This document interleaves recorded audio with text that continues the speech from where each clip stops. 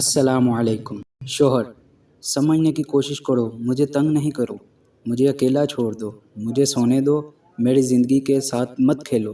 یہ سن کر جب بیوی نے اٹھ کر دیکھا تو شوہر صاحب ہاتھ جوڑ کر مچھروں سے باتیں کر رہے تھے۔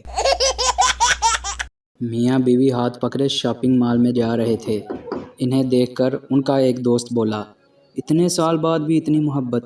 شوہر: یار کہاں کی محبت، جیسے ہی ہاتھ چھوڑتا ہوں کسی نہ کسی دکان میں گھس جاتی ہے۔ ایک اسٹیشن پر حاجیوں کی ٹرین کھڑی تھی۔ اسٹیشن پر کافی ہجوم تھا۔ اتنے میں ایک حاجی نے کھڑکی سے گردن نکالی اور زور سے کہا، اسلام! سب لوگوں نے فوراً کہا، زندہ باد۔ اس نے پھر کہا، اسلام!